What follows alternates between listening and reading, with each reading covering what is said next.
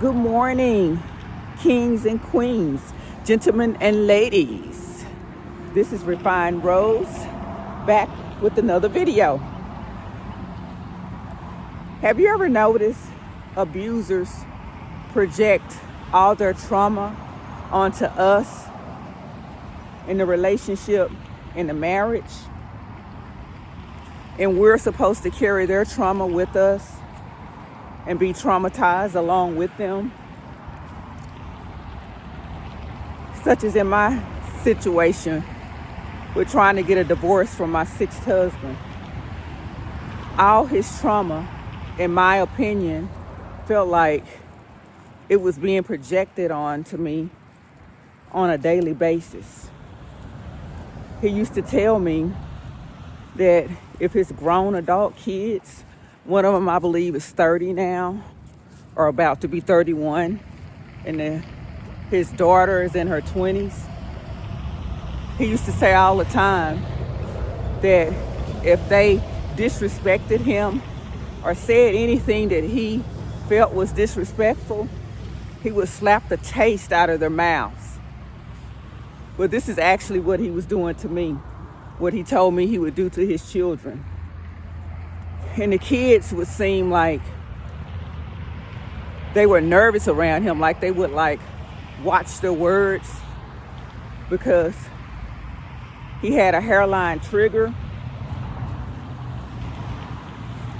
So I carried all this emotional trauma he projected onto me, and it's not good for us to do that because it affects our mental health, our stability, and we're constantly in that fight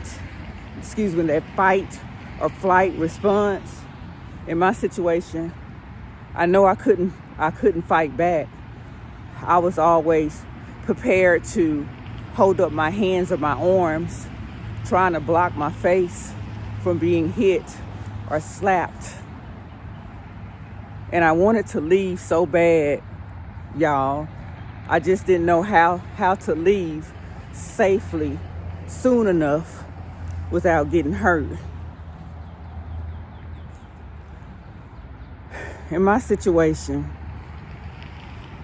my abuser came up in an abusive household where the mother abused the father, took a knife to the father, this stuck in his head, and cut the father's shirt off the body. So it's like the mother was abusing the father. Therefore, the father took out his trauma on the children. So he was abused. And so when he got with me, he just modeled the learned behavior, which is abuse.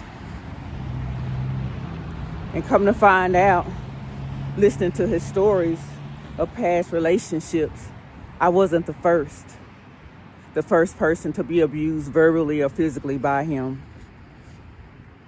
And some of you all are not the first in your abusive, toxic relationship with your spouse, your mate, your significant other, or in your situationship.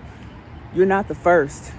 I guarantee you, if you do some digging around, do a background check, do a criminal history, you'll find something on that abuser's record. They don't just start doing that out of nowhere. That's a learned behavior. In my situation, after I left that marriage, an investigator told me my sixth husband has a history. He's always on a suspended driver's license and have to have an occupational license. He's a rule breaker. He doesn't like to follow the rules. I mean, there's a long list of stuff that my husband have done, and some stuff that he was charged with but haven't been convicted of it. And he liked to praise the fact that he beat the feds, because the feds have like a 99% conviction rate, he was telling me, and I didn't know that. And he got away with it, and he beat the feds, and he laughs about it all the time. And he used to tell me, if he beat the feds, he'll beat any convictions put on him by the state. I think that was a scare tactic for me as well, even though that's true. He beat the feds, which kept me from calling law enforcement in a lot of situations, or when he would beat me up, I didn't call because I always thought he would get off.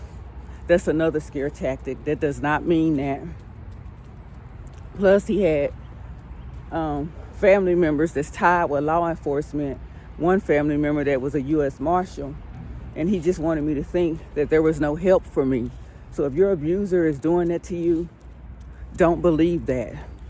That's a tactic. That's like a trauma bond too. He's trying to keep you bonded to him by using that scare tactic. So abusers project their trauma onto us. Abusers use scare tactics to keep us in that relationship longer than we should be there.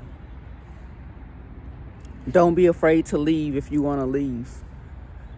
The Most High will make a way for us. That's all I have for now. Refine Rose out. Bye for now.